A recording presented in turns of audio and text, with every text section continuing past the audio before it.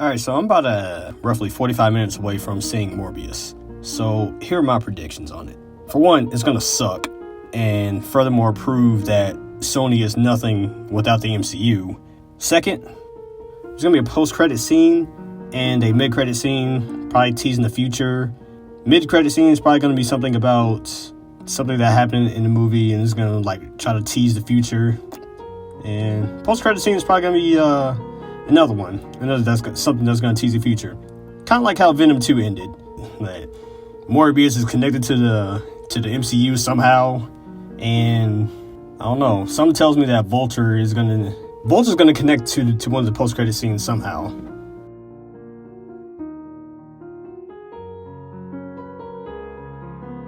You know, I was really hoping I was wrong about this movie, and that the reviews were an over-exaggeration. After seeing Morbius, I confess myself disappointed. Holy hell, this movie sucked donkey balls. I'm pretty sure by now y'all have seen the reviews of the movie, and maybe you're contemplating on whether or not you want to see it. I'm here to tell you right now, save your money. Wait for it to be a $5 rental on Redbox. It is not worth the theater experience to see. To me, this movie suffers from the same problem that Venom and Bloodshot did. Similar to Venom, it has no connection to the hero, the character that is best known to fight against, which is Spider-Man. And it's pretty much a sorry-ass attempt at Sony doing everything in its power to maintain hold over Spider-Man and anything that has to do with his rogues gallery.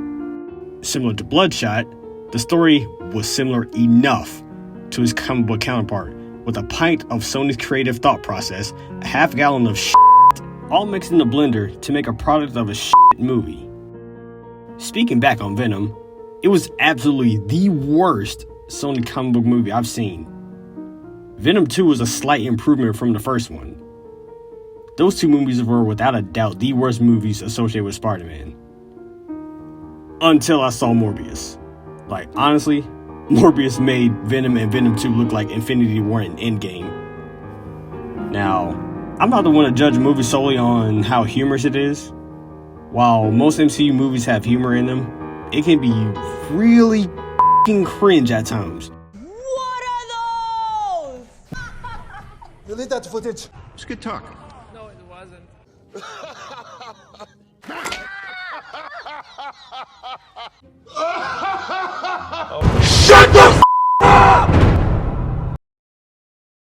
Sometimes it feels forced. And all that for a cheap laugh. Even though it still manages to be a good film at the end of the day. The only time I laughed while watching Morbius was when I realized how bad it was. It was literally laughably bad.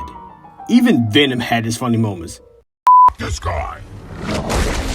So, with that being said, I'm going to move on to the spoiler zone of the movie.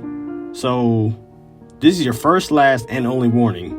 If you haven't seen the movie and you continue to watch the video going forward, do not go in the comment section leaving angry messages on how I spoiled the movie for you and disliking this video because you don't know how to press the spacebar or K to pause the video or even click the back arrow. We cool? Okay. Like his comic book counterpart, Michael Morbius, played by Jared Leto, unfortunately, and I'll explain that later, is suffering from a blood disease along with his brother, Lucian, aka Milo, in Greece. Greece just so happened to be the birthplace of Michael Morbius in the comics as well. Professor Legasov, aka Nicholas, gets Morbius into a school for gifted people that unfortunately wasn't the X-Mansion. Morbius goes on to become a well-known doctor and does great things for the world, while dying from his illness. He uses a serum he's been working on to test on the lab rat, and it turns out to be a success. Because of this, Morbius and his colleague/girlfriend, Martine Bancroft? Holy shit, I forgot her name. They end up going on the cargo ship and continue his experiment. As you may have guessed, this is how he gets his powers. He does the things that vampires do, and the story goes on to his blender of disaster going forward, including his friend becoming the main antagonist after becoming jealous of his enhanced abilities, the side characters, including Tyrese Gibson, having no influence on the film except for being a filter agent, no pun intended, a rushed plot, and the uninterested acting from the cast in the film. It's like Sony made a 3-hour version of this, decided that it was too long, and cut it down to an hour and a half. maybe they figured that this movie was going to be ass. Final thoughts on this movie? On the A+ to an F- scale, I'll give this first movie review for Morbius an F-. Here's what I saw good and bad about the movie.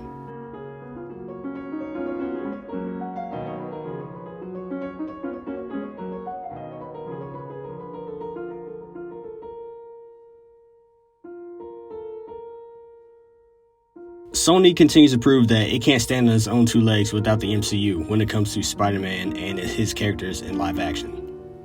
Their glory days of good live-action Spider-Man films are long gone, the last one being in 2012.